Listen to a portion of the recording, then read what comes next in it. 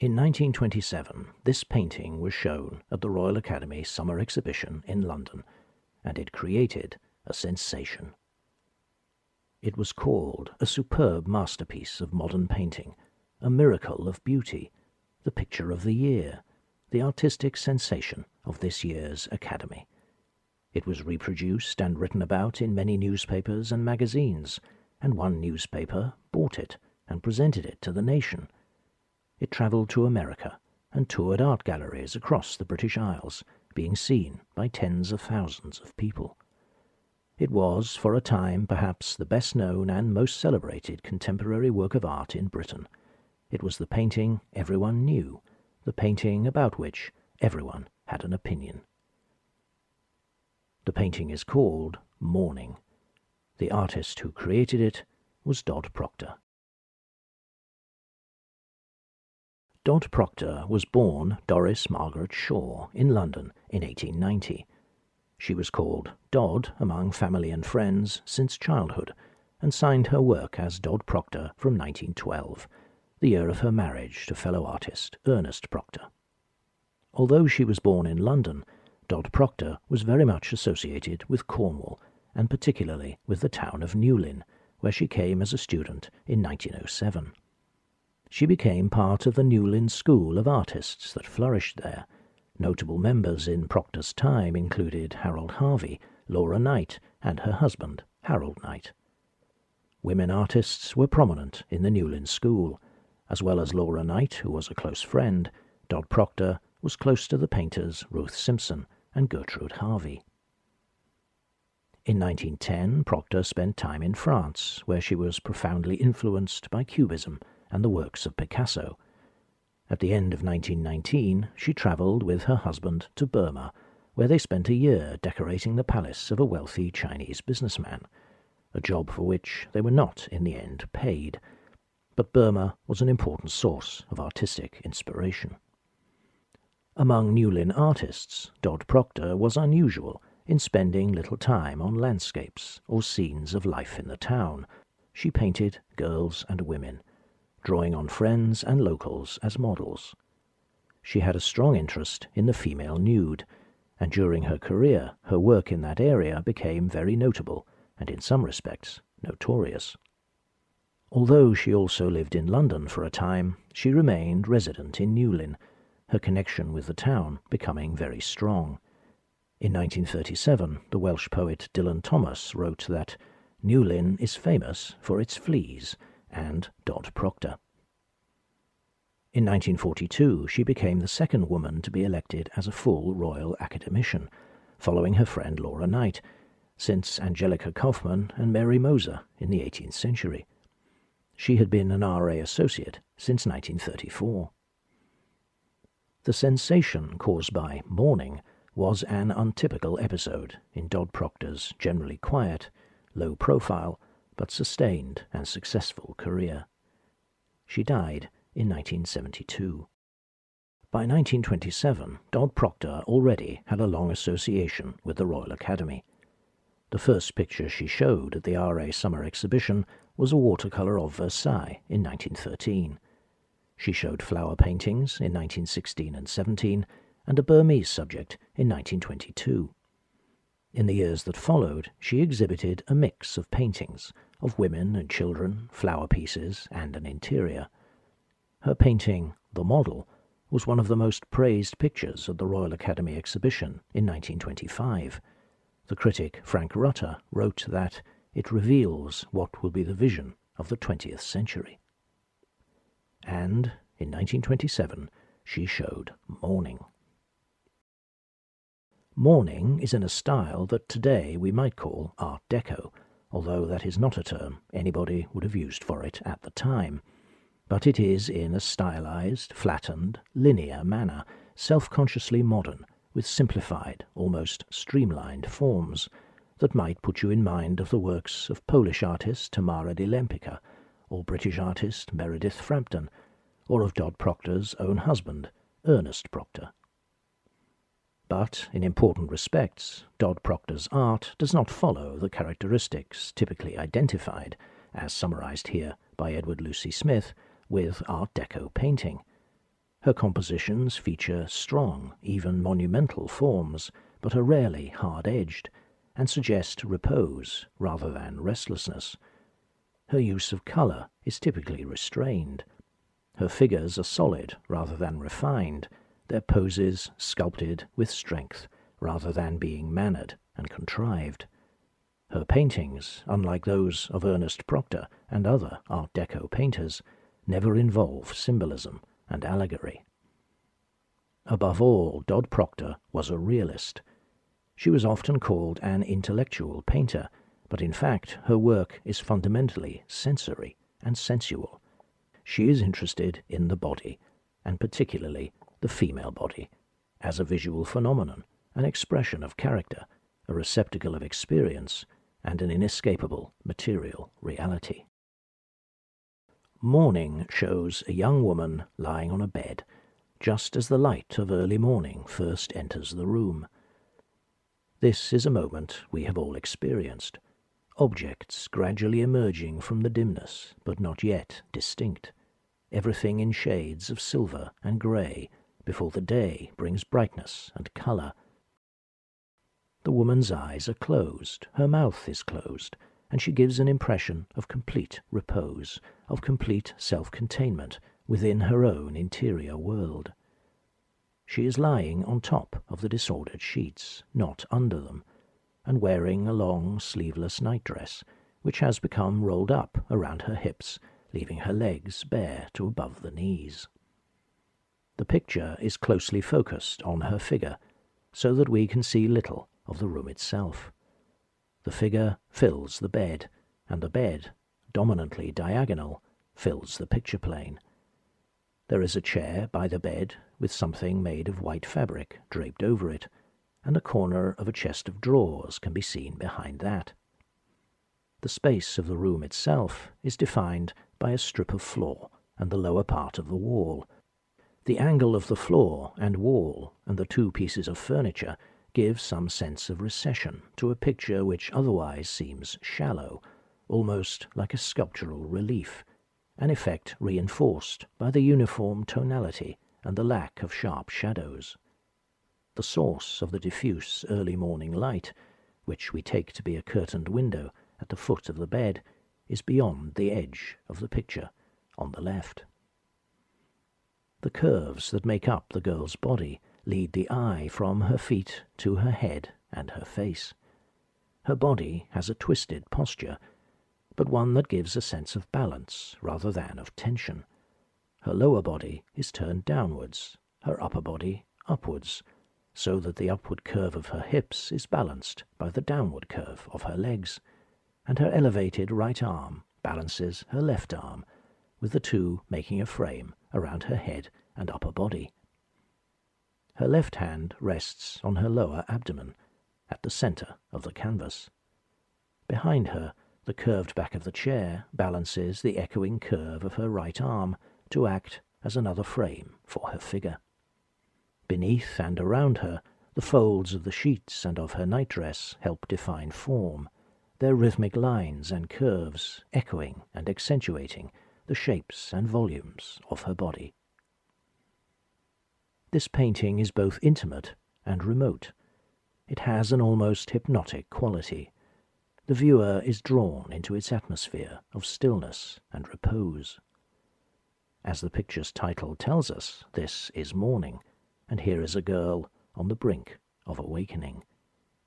The rosy tints of her skin, the curves and fullnesses of her body promise life, the vigour of youth, and the blossoming of girlhood, and yet she is withdrawn within herself, as still as a carved figure on a tomb. We do not always know the identities of the models who appear in paintings, even very well-known and celebrated paintings, but in this case we do know the name of the model and quite a lot about her. She was a local girl from Newlyn called Sarah Barnes, although everyone called her Sissy. Sissy Barnes was born in 1910, and so was between 16 and 17 years old when she posed for Dod Procter's painting. She modelled for other paintings by Dod Procter and for other Newlyn artists as well, but this painting, for which she apparently posed almost every day for more than a month, is by far the best-known depiction of her. When mourning became a famous picture, the newspapers took considerable interest in her. She was frequently called a fisherman's daughter, and was photographed for the papers posed among fishing boats and wearing oilskins, but in fact she was the daughter of a fish merchant, not a fisherman, and she herself worked at a local flower farm. She seems to have enjoyed the celebrity the picture brought her, but to have returned to her ordinary life very readily. She later married, and outlived the painter who had immortalized her by a few years, dying in 1979. During the 1920s, the Royal Academy Summer Exhibition, long seen as a bastion of artistic conservatism, was becoming more accepting of modernist works, while still maintaining a certain distance by keeping the more adventurous works altogether in one room, Gallery 11. In the 1927 Summer Exhibition, mourning was displayed prominently in this room, and from the opening day it attracted a great deal of attention. Contemporaries commented that there was always a crowd in front of it. The celebrity attained by mourning certainly played a part in making that year's exhibition unusually popular. 233,961 visitors attended, an average of over 2,400 per day, and a level of attendance which would not be exceeded until 1955. The summer exhibition was always generously reported in the newspapers, but in 1927 the event had a particularly high profile, mostly on account of mourning. The critics were almost universal in their praise. The Times called it the most considerable work of art in the whole Academy. The Manchester Guardian noted its combination of close realism and a music-like abstraction of its effect. The Evening News called it the most remarkable achievement of the year, and Frank Rutter, the critic for the Sunday Times, who was known for his support for advanced contemporary art, called Mourning a superb masterpiece, and praised its compelling power and beauty. He ended his account by writing that if this painting is not secured for the nation, a great opportunity will be lost. In his wide-ranging first report on the summer exhibition on 30th of April 1927, the Daily Mail's influential art critic P.G. Conady immediately picked out mourning at the head of his column as worthy of particular attention. He described it as a superb painting, praising its handling of light and form and highlighting its sculptural quality. Indeed, he was so taken with the picture that he persuaded his employers to buy it. The Daily Mail made the purchase on 2nd May for £300. The news was broken in the following day's paper with extensive reporting, a lengthy column detailing the purchase, a report on the artist, her husband, her career, and her life in Newlyn, a summary of the critic's praise for mourning, and a reproduction of the picture on the back page. The Mail justified its purchase in terms of the merit of the work and the near-universal praise it had elicited, but also as an act in the national interest. It was essential on patriotic grounds that such an important work of art should not be allowed to leave the country. And the Mail was buying the picture not as an act of private acquisition, but for public benefit. The paper would not keep hold of the painting, but would present it to a national art gallery, the Tate Gallery, and before that it would go on a tour around British provincial art galleries, so that as many people as possible could see it. Of course, despite all the talk of the public good, the Daily Mail was also looking to its own interests. In a highly competitive newspaper market, this high-profile purchase brought publicity for the paper and increased circulation and readership, and put the Mail at the centre of a big national story, a story which, instead of being a brief summer sensation of a few days, would now be in the news for months on end. The purchase of mourning also says something about the place of art in British life in the 1920s, particularly among the Daily Mail's main constituency, the middle classes. Procter's painting was an advanced piece of modern art, but it was not too advanced. When modern art was discussed negatively in the British press, as it quite often was, it was presented as ugly, slapdash, vacuous, devoid of meaning, and foreign. But Dod Procter's Morning was visually attractive and a highly skilled artistic creation. It formed part of a long history of recumbent females in art, continuing rather than challenging a time-hallowed artistic tradition. It was figurative, and it had a subject. It could even be said to suggest a narrative. And both artist and work were thoroughly British. So, of course, was the much-discussed model, Cissy Barnes, a down-to-earth working girl from a Cornish fishing village. Morning was advanced art made safe, modern, conservative, expressive of national character, and popular, just like the Daily Mail itself. In the late summer, after the summer exhibition had closed, the painting, as promised, went on tour. First, in August, it went to New York to be exhibited in the Great Hall of the Cunard Building. It travelled by ocean liner, the Aquitania on the way out, and the Berengaria on the way back, and not packed away in the hold, which is how paintings usually travelled, but displayed for passengers and press to see. Once it had returned, the picture began its tour of provincial art galleries, usually spending between 2 weeks and a month on display at each one. Between 40 and 50 galleries had applied to host the painting, but no complete list of the itinerary it actually followed seems to have survived. I have been able to confirm that it was shown in each of the 25 venues marked on this map, but this list is definitely incomplete. In any case, the tour was a long one, starting in Manchester in October 1927 and ending in Leamington Spa in April 1931. Reports in the local press indicate how popular the painting was. In Manchester, 101,337 people came to see it during the month it was there, and in Birmingham, where it was also on show for a month, 62,211 people viewed it. Nearly 18,000 people saw it in Sheffield, and in Cheltenham it attracted 3,500 visitors per week. When the picture came to Bath, so many people wanted to see it that the Victoria Art Gallery extended its opening hours. At the end of the tour, Morning came to rest in the Tate Gallery, where it remains to this day. In 1938, a columnist in, ironically enough, the Daily Mail, said of Dod Procter, 10 years ago she was the brightest hope of the R.A. Today you seldom hear of her. That was not entirely true, but after the extraordinary sensation created around Morning had faded, it is not surprising that the rest of her career seemed rather quieter. She was probably glad to leave Morning behind.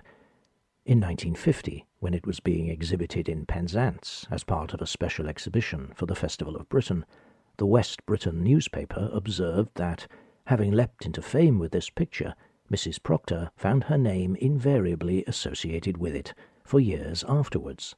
The public kept hoping for another Morning. Dod Procter's final comment on the matter, the paper reported, was, "I am rather tired of Morning, really." Dod Procter did not create another Morning, although she continued to paint women and girls, sometimes rather controversially. 2 years after she had shown Morning, she was in the newspapers again, when her submission for the 1929 summer exhibition, a full-length female nude called Virginal, was rejected by the Royal Academy. The controversy around this picture was such that Cissy Barnes felt it necessary to write to the newspapers, clarifying that, contrary to reports, she had not modelled for it. As time went on, Dod Procter focused more on flower pieces and interiors, although she never lost her interest in the female figure, and her work retained the sculptural qualities that so many critics had commented on with respect to Morning. In 1927, mourning was hailed as representing the future of truly modern art. Today it seems very much of its era. Mrs. Dod Procter's picture is a superb achievement, wrote Frank Rutter in the Sunday Times, the greatness of which will probably be still more patent 100 years hence than it is today. Well, here we are, almost 100 years on. What do you think?